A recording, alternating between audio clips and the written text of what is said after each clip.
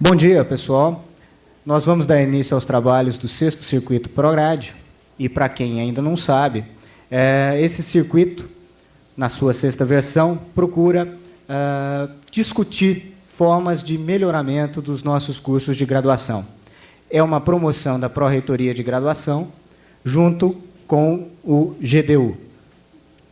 Hoje, nós trataremos do tema referente à questão se o profissional formado pelo seu curso está preparado para enfrentar as exigências da nova ordem mundial. E para proferir a palestra, eu convido o professor doutor Antônio Manuel dos Santos Silva, digníssimo vice-reitor da Unesp. Por favor.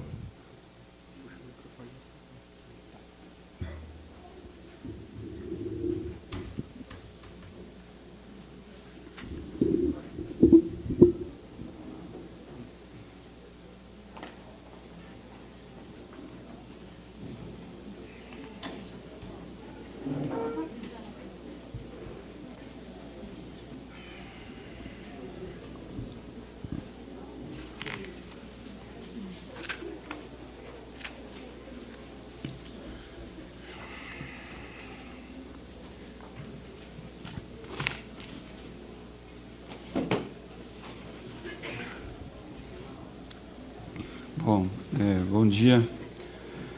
Eu recebi esse convite para desenvolver o tema: o profissional formado por seu curso está preparado para as exigências da nova ordem mundial.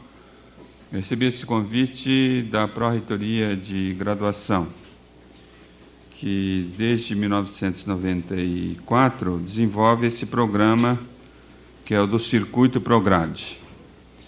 O programa tem a finalidade de envolver cada vez mais a universidade nos assuntos relativos ao ensino de graduação. De uns tempos para cá, de uns 8 anos para cá, pelo menos, a gente sente que a nossa universidade ela se desenvolveu muito em relação ao sistema de pós-graduação. Eu não sei bem a razão ainda, qual seja, embora eu adivinhe algumas causas.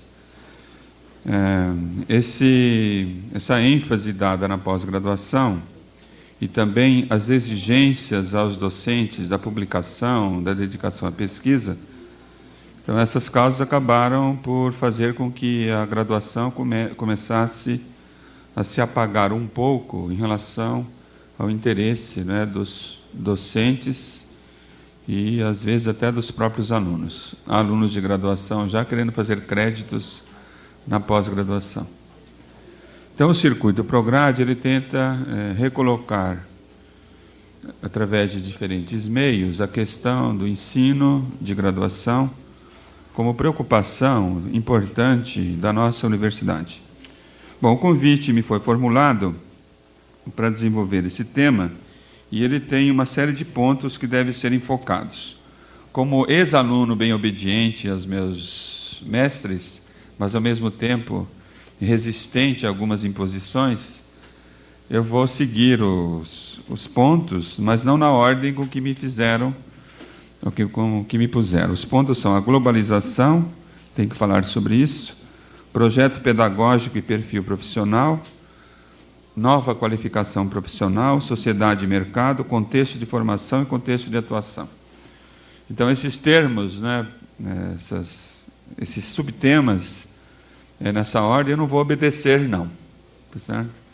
E nem sei se vou tratar de todos com a profundidade que eles exigem. Eu vou primeiro falar da globalização, que é um termo muito corrente hoje, certo? Na mídia, ou impressa, ou televisiva. Ela é muito corrente até nos discursos acadêmicos, principalmente em períodos de crise, certo?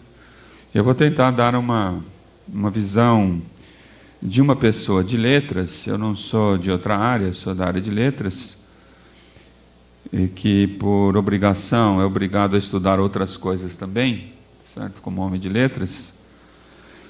Então eu vou dar a minha visão sobre isso.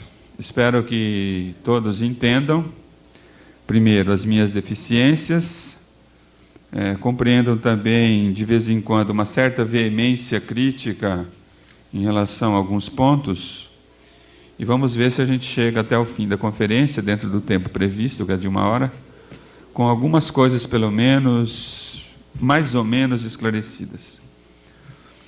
Quando a gente fala hoje em globalização, independentemente do conhecimento sociológico, ou político, ou de cientista político, ou o conhecimento de historiador que a gente possa ter sobre o termo, vem à nossa cabeça uma série de palavras, né? Então nós, quando lemos aí, com alguma atenção crítica, nós percebemos que algumas expressões vêm acompanhando o sentido da globalização. Uma delas é a interdependência, isto é, a interdependência entre sociedades, entre nações. Então esse termo, que não é mais, que quase substitui o termo independência ou dependência, então esse é um termo muito utilizado hoje. Um outro termo que costuma frequentar os textos que falam da globalização é a competitividade. Então, o mundo competitivo, certo? Então ele vem sempre acompanhando, né, a ideia do processo de globalização. Um outro, que é uma dupla, né, criação e integração de mercados. Mercados regionais ou mercados internacionais. Mercado comum europeu, Mercosul, NAFTA, essas coisas todas, né, que nós ouvimos, às vezes, pela televisão, assistindo televisão, quem ouve rádio também ouve isso, e coisas que nós lemos, né, constantemente nos jornais. Criação e integração de mercados. A outra expressão, que é quase do nosso cotidiano, né, ou pelo menos da cultura média, é o da informação em tempo real. Então, a informação em tempo real que nós recebemos ou pelos meios de comunicação, ou então hoje, não é, por essa coisa famosa, às vezes meio misteriosa, meio milagrosa, que nós conhecemos como internet, certo? Então, essa informação em tempo real faz parte dessa coisa que nós entendemos, mesmo que seja difusamente, como globalização.